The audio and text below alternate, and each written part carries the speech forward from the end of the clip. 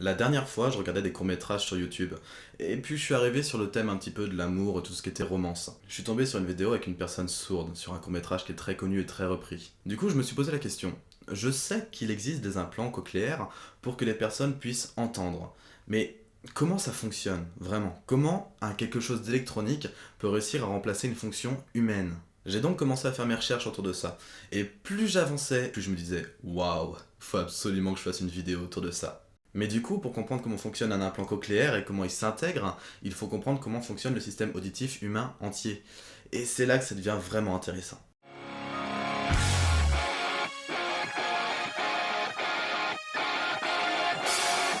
Première étape, on va commencer par comprendre comment fonctionne le système auditif humain. Bon, commençons par les bases. Il faut savoir que le système auditif est composé de trois parties principales. Il y a tout d'abord l'oreille externe, qui est composée de ce que nous, pauvres petits êtres humains, appelons l'oreille, mais qui, dans le monde de la science, s'appelle le pavillon extérieur. Il est lié à son conduit auditif externe. Le tout est fermé par le tympan, qui lui se trouve dans la deuxième partie du système auditif que l'on appelle l'oreille moyenne, et qui est également composée des osselets, qui au passage sont les plus petits os du corps humain. Zone que l'on appelle également la chaîne ossiculaire. Et enfin, pour finir, on se retrouve dans la dernière partie, l'oreille interne, composée essentiellement de la cochlée. Alors, le processus. Les ondes sonores sont captées par le pavillon de l'oreille externe, elles sont ensuite amplifiées et transmises à l'oreille moyenne via le conduit auditif externe. Le son va venir heurter la zone du tympan et créer des vibrations. Ces vibrations vont animer la zone des osselets, située dans l'oreille moyenne. Il y a le marteau qui transmet les vibrations à l'enclume, puis à l'étrier qui agit comme un piston qui vient comprimer le liquide contenu dans l'oreille interne, soit la cochlée. Et accrochez-vous parce que c'est là qu'il faut être très attentif. La cochlée est en forme de coquille d'escargot et c'est l'organe principal de la perception auditive. Elle est remplie de liquide d'endolymphe et contient entre 15 et 20 000 cellules ciliées. Alors pour bien suivre la suite, il faut très bien comprendre que le noyau de la cellule ciliée est dans la paroi de la cochlée et que les stéréocyles qui sont au bout de la cellule ciliée sont à l'intérieur de la cochlée, baignant dans l'endolymphe. On retrouve deux types de cellules ciliées. Il y a les cellules ciliées internes, que l'on appelle les CCI, qui sont reconnaissables à leur alignement de stéréocyles particuliers en ligne et leur noyau en forme de poire. Et il y a aussi les cellules ciliées externes, que l'on appelle les CCE, reconnaissables à leurs trois lignes, leur organisation de stéréocyles en W et leur noyau en forme de tube. Il faut savoir que l'oreille humaine est capable d'entendre des fréquences comprises entre 20 Hz pour les basses fréquences jusqu'à 20 kHz pour les hautes fréquences, donc on retrouve les basses et les aigus. Mais du coup, comment est réparti le spectre de fréquences audibles par l'oreille humaine dans la cochlée? Eh bien en fait c'est très simple, la cochlée est organisée de la façon suivante. Quand vous rentrez dans la cochlée, vous avez les hautes fréquences, donc les aigus, vous avez ensuite les médiums, puis les basses fréquences à la fin, que l'on nomme également la partie de l'apex. L'étrier va donc venir mettre en mouvement à une certaine fréquence le liquide d'endolymphe contenu dans la cochlée. La zone des stéréocyles correspondant à cette fréquence vont également se mettre en mouvement.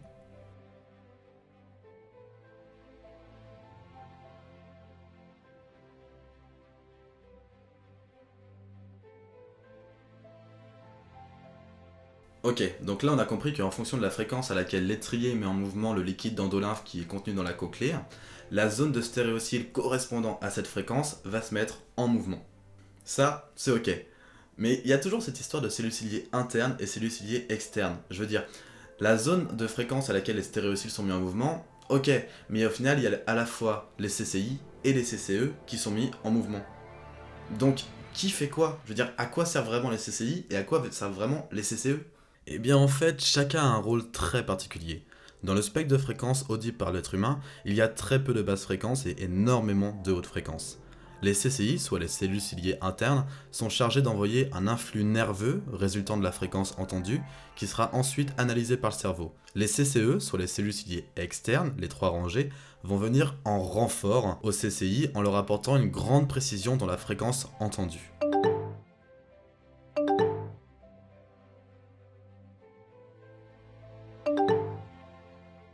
Comme le spectre de fréquences audibles par l'être humain est énormément composé de hautes fréquences, dans les basses fréquences, les cellules ciliées internes se suffisent à elles-mêmes. Elles n'ont pas besoin des cellules ciliées externes pour bien préciser ce qu'on entend. Par contre, dans les moyennes et hautes fréquences, les cellules ciliées externes vont être extrêmement sollicitées par les cellules ciliées internes pour avoir beaucoup de précision sur ce que l'on est en train d'entendre. Il y a juste un tout petit truc qui me titille encore. L'influx nerveux qui est envoyé par les cellules ciliées internes au cerveau correspond à un flux électrique. Mais j'ai jamais vu aucune création de tension ou de quelque chose en rapport avec l'électricité. Donc, où est-ce que se crée vraiment cette électricité? J'ai donc encore zoomé pour comprendre comment ça marche.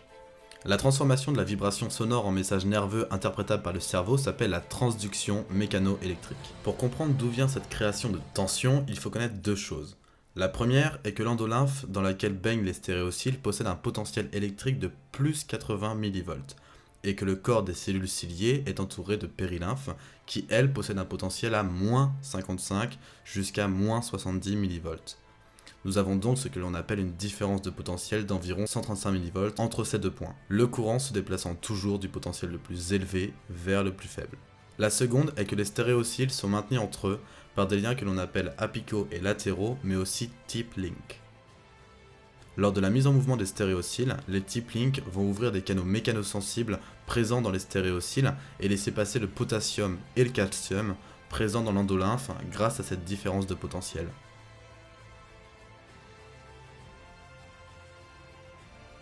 Cet amas de potassium et de calcium va alors rejoindre des cellules du ganglion spiral qui va les transformer en électricité qui sera transmise au cerveau par le nerf auditif. Le problème, c'est que l'ensemble de ce système auditif est très fragile et peut facilement subir des défaillances. On parle donc de perte d'audition dont les deux plus courantes sont la perte de conduction et la perte neurosensorielle. Alors, la perte de conduction représente un problème sur l'acheminement du son jusqu'au cerveau. On peut donc avoir quelque chose qui obture le conduit auditif, par exemple un bouchon de cire, même si c'est super dégueulasse, une perforation du tympan, un mauvais fonctionnement des osselets ou du liquide ou une imperfection dans l'oreille moyenne, il peut y avoir plein de choses, mais en tout cas c'est sur le chemin entre l'acquisition du son et l'envoi au cerveau. Mais cela ne représente que 10% des pertes auditives et peut facilement se résoudre avec l'aide d'un médecin. Le deuxième type de perte, la perte neurosensorielle, représente donc 90% des cas et est le résultat de la destruction des cellules ciliées dans la cochlée. Les premières cellules ciliées à ne plus fonctionner sont celles situées dans la base de la cochlée, soit les hautes fréquences. Étant directement exposés au son en premier, ce sont ces stéréociles qui sont détruits en premier. Et le problème, c'est que quand les cellules ciliées sont mortes, elles sont mortes, ça repousse pas. Cela explique donc pourquoi il y avait eu une mode il y a quelques années de mettre une sonnerie de portable à très haute fréquence pour ne pas se faire griller pendant les cours, mais qui faisait aussi pleurer tous tes camarades autour de toi. Bah ouais, stéréocile tout beau tout neuf d'enfant versus stéréocile de 25 ans qui a déjà fait des festoches, bah le combat est vite perdu. La solution technologique qui a été trouvée, comme je le disais au début, est donc l'implant cochléaire. Il est destiné à des personnes qui sont atteintes d'une surdité sévère et profonde. L'implant cochléaire est composé de plusieurs éléments. Il y a tout d'abord le processeur audio qui se place autour de l'oreille et qui va enregistrer en direct le son extérieur pour l'encoder. Ce son sera envoyé par radiofréquence, soit via une petite antenne, à un implant placé chirurgicalement entre la peau et le crâne. Ce même récepteur est relié à un fil composé d'électrodes et qui sera inséré par le chirurgien dans la cochlée. Le récepteur analyse donc en permanence le son codé par l'émetteur, le décode, trouve la fréquence et se charge ensuite de transmettre cette fréquence à l'électrode concernée dans la cochlée. Là où c'est vraiment puissant, c'est que les électrodes vont totalement bypasser tout le système auditif et directement stimuler le nerf auditif. En conclusion, on peut dire que plus votre implant possédera d'électrodes, meilleure votre qualité d'écoute sera. Mais plus cher tu paieras. Suite à l'installation et l'activation de l'implant cochléaire, vous devrez donc réapprendre à entendre, interpréter et comprendre les sons qui sont envoyés à votre cerveau. C'est compliqué, ça va demander beaucoup de temps, mais la majorité des personnes y arrivent. Cependant, il ne faut pas oublier que l'implant cochléaire est quelque chose d'électronique et ne sera jamais aussi précis que le système auditif naturel. Donc vous resterez toujours un petit peu handicapé, mais vous pourrez entendre, et ça c'est déjà énorme. Merci d'avoir regardé la vidéo jusqu'au bout, j'espère que ça vous aura fait plaisir et que vous aurez appris des choses. N'hésite pas à t'abonner sur la chaîne YouTube, moi ça me fera plaisir, mets un commentaire également sur les choses qui sont à améliorer, des choses que j'aurais pu expliquer différemment et peut-être plus simplement. Donc voilà, tant que c'est des critiques constructives, je prends, lâche-toi dans les commentaires. Merci encore à Quentin et à la Société Cochléar qui ont pu répondre à mes quelques questions sur les imprécisions que j'avais. Et également un grand merci à la jeune startup Share in Place sur Paris qui vous permet d'emprunter du matériel et qui moi aujourd'hui me permet d'enregistrer avec un Canon 70D. Sur ce, je vous dis à la prochaine, portez-vous bien et restez curieux. Salut! There you go. It's beeping. So now technically your device is on. Can you tell? Oh, that's exciting! Here, you can put it down for a second. Just get used to the sound. What does it sound like? Do you want to grab some tissue? I don't want to hear myself cry.